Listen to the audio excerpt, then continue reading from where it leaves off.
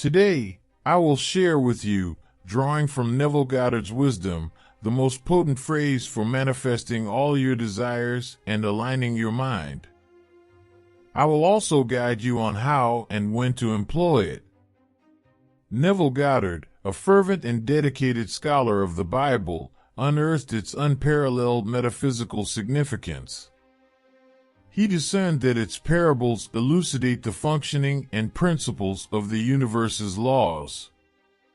He asserted that the Bible contained such profound wisdom that it served as a manual for illuminating consciousness. Within its pages, he uncovered the keys to manifesting any conceivable desire.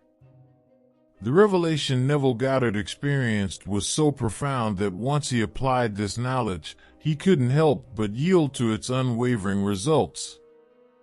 This led him to the decision to impart to the world the method of manifesting whatever one aspired to achieve. One of his initial realizations was that we are indeed created in the image and likeness of God. If we are fashioned in such a manner, it logically follows that we must possess the same creative potency. He comprehended that God resides within us, making us accountable for what we manifest and the lives we lead. Before the dawn of all existence, there existed only energy, and it is from this very energy that everything is crafted. Consequently, all is interconnected. He apprehended that we all spring forth from the same wellspring of creative energy, whether referred to as God, the universe, the creative force, or the information field. All these designations pointed to the same essential essence.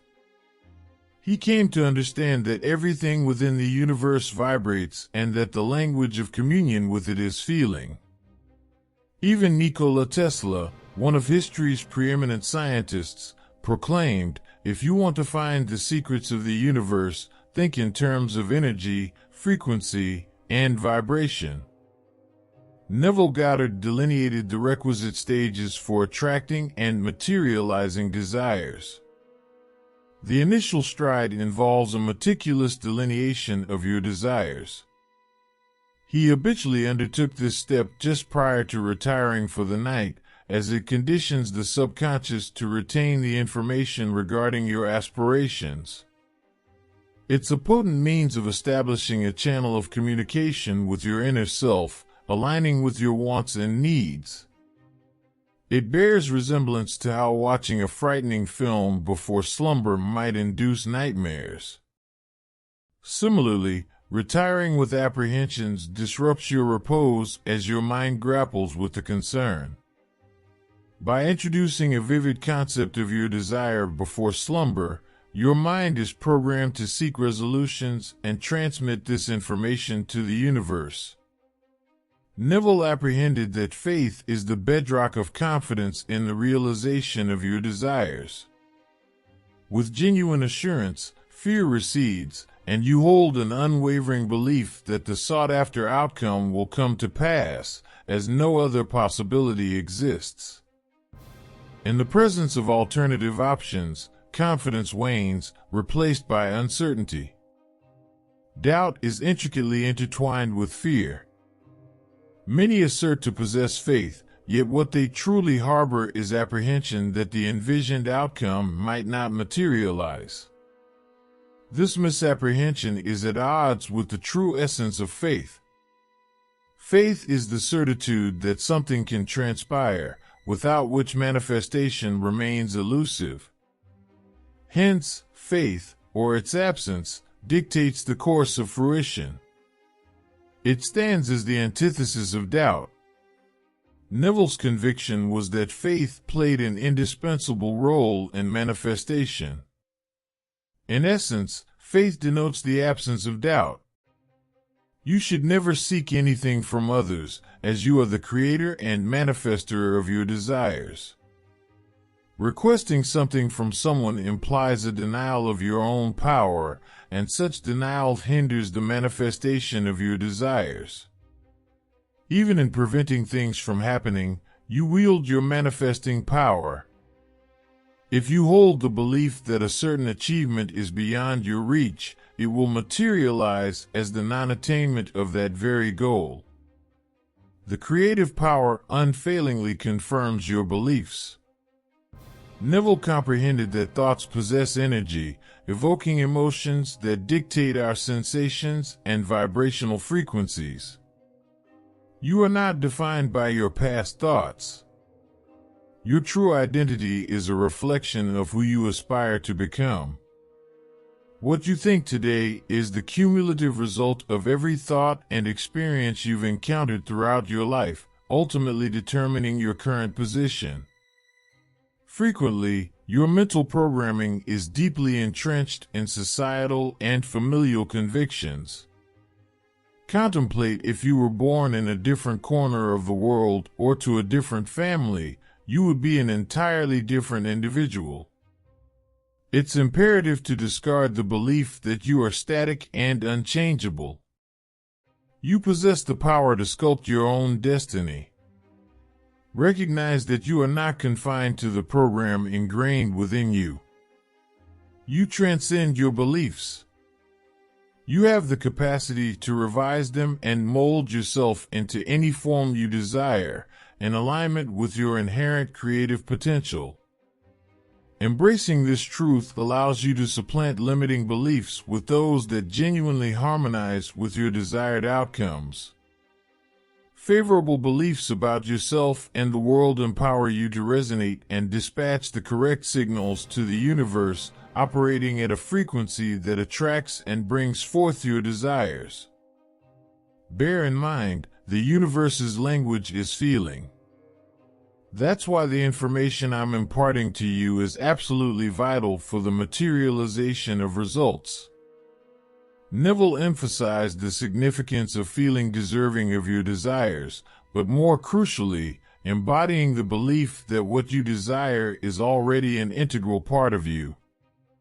You cannot acquire something that is not already inherent within you, just as you cannot impart what you do not possess. This is why the most potent phrase Neville Goddard advocates for obtaining everything you desire is "I am." When you affirm "I am," you are declaring your oneness with what you are associating with. Following it with abundant affirms your identity as an abundant being. Take notice, you're not saying "I will be abundant." This differentiation hinges on time and temporality. Uttering "I am" situates you in the present, whereas stating "I will be abundant" places abundance perpetually in the future, forever beyond your immediate reality. It's a thought that severs you from your desire. The same principle applies when you seek something to occur and express, "I would like this or that to happen." You're not resonating with a sense of deservingness, as you're creating a sense of separation from your desire. We've all encountered individuals who express hopes for positive occurrences in their lives, only to counteract their own wishes with defeatist remarks like, "I'd like to secure a position at that company, but there are probably more qualified candidates, and they won't hire me." This phenomenon is known as the self-fulfilling prophecy. What you affirm and believe about yourself will ultimately come to pass. Having self-confidence is not about deceiving oneself. Let me provide you with an example. Imagine a person standing in front of a mirror, repeating countless times, "I am beautiful, I am beautiful, I am beautiful." However, deep down, they feel unattractive.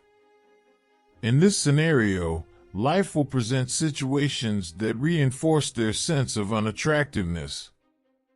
True self-confidence is not about self-deception, it's about aligning your emotions with your genuine desires. To achieve this alignment, you must connect with your heart and recognize that you are deserving of everything you aspire to be and possess. As a child of divinity, you inherently hold this potential. This understanding implies that you should now simply await the outcome. It's not your job to figure out how it will happen. That's the universe's role. You should not interfere or try to force things. When you attempt to manipulate the process, it's akin to denying it.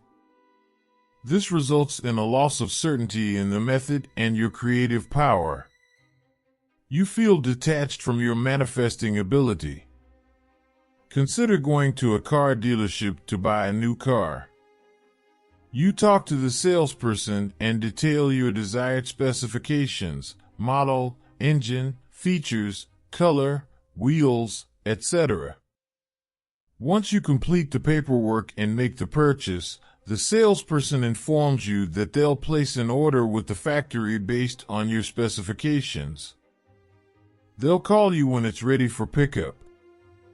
You return home and patiently anticipate the call with the certainty that your new car awaits you. You don't go back to the dealership the next day, hoping to expedite the process.